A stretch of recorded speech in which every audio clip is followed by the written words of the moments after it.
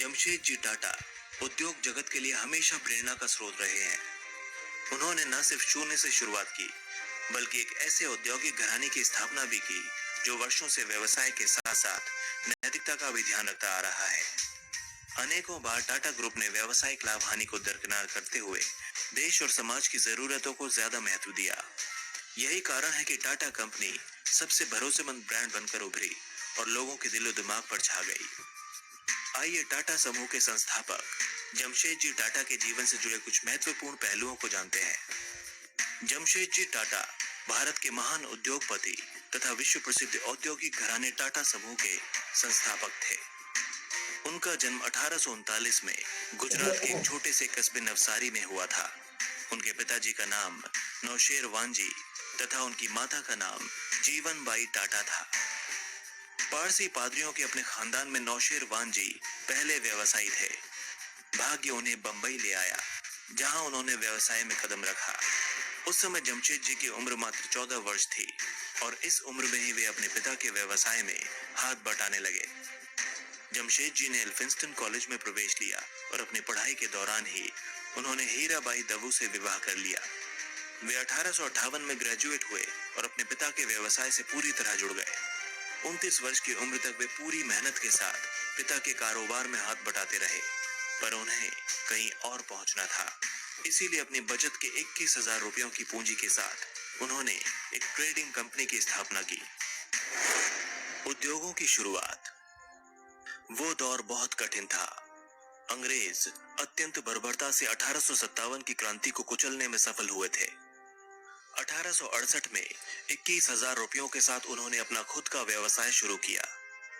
सबसे पहले उन्होंने एक दिवालिया तेल कारखाना खरीदा और उसे एक रुई के कारखाने में तब्दील कर दिया। इसके साथ ही उसका नाम बदल कर रखा अलेक्जेंडर मिल। 2 साल बाद उन्होंने इस मिल को अच्छे खासे मुनाफे के साथ बेच दिया।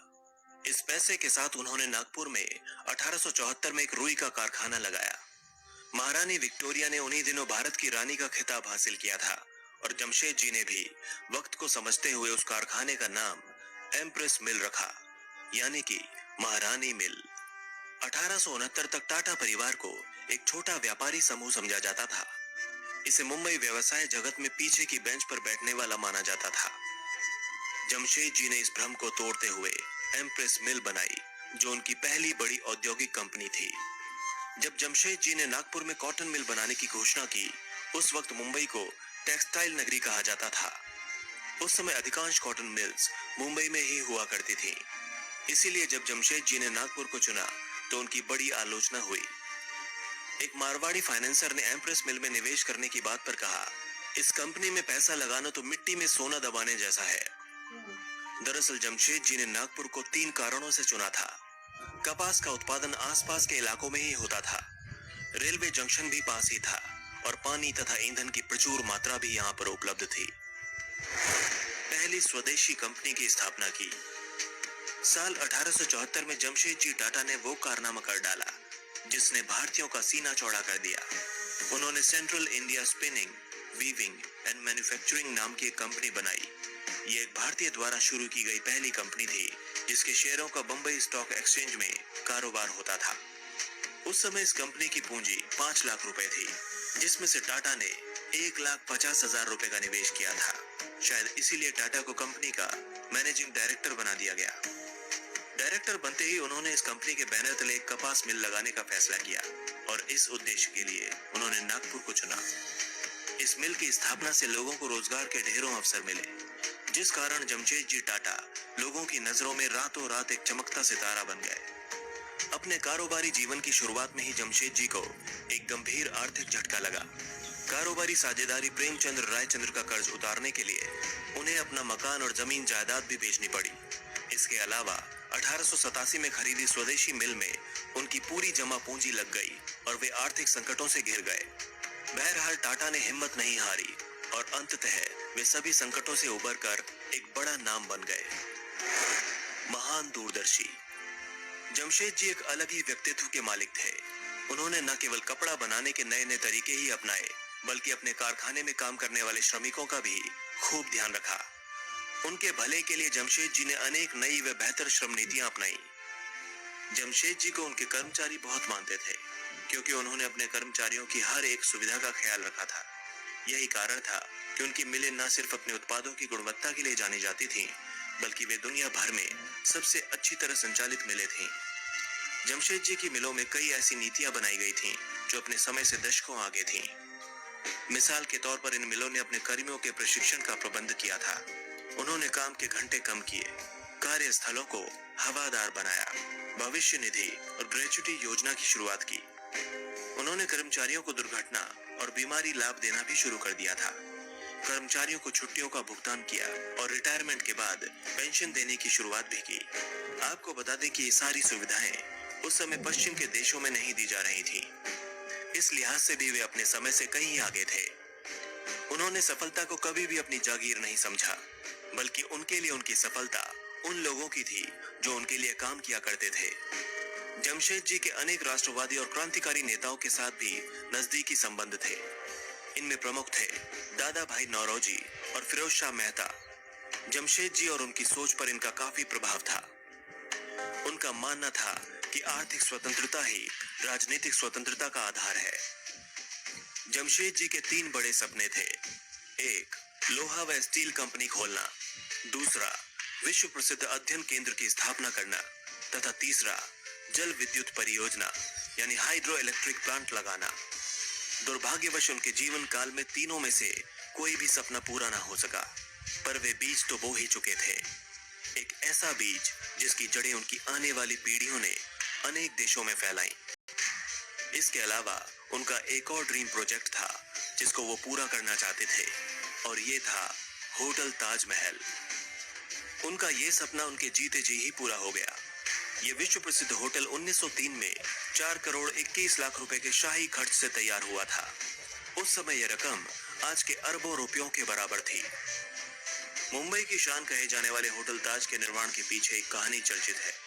कहा जाता है कि 19वीं सदी के अंत में भारत के कारोबारी जमशेद जी टाटा मुंबई के सबसे महंगे होटल में गए। दुर्भाग्य से वहां उन्हें रंग भेद का शिकार होना पड़ा।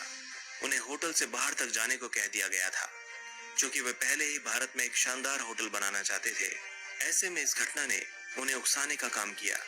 जमशेद जी टाटा ने तत्काल तय किया कि वे भारतीयों के लिए इससे बेहतर होटल बनाएंगे। 1903 में मुंबई के समुद्री तट पर ताजमहल पैलेस होटल तैयार हो गया। ये मुंबई की पहली ऐसी इमारत थी जिसमें बिजली थी, अमेरिकी पंखे लगाए गए थे, जर्मन लिफ्ट्स मौजूद थीं और अंग्रेज शेफ भी थे। उस समय यह होटल अन्य होटल्स की तुलना में काफी बेहतर था, जो आज भी भारत की एक धरोहर है। इसमें भी उन्होंने अपनी राष्ट्रवादी सोच को दिखाया था। उन दिनों स्थानीय भारतीयों को बेहतरीन यूरोपीय होटलों में घुसने नहीं दिया जाता था।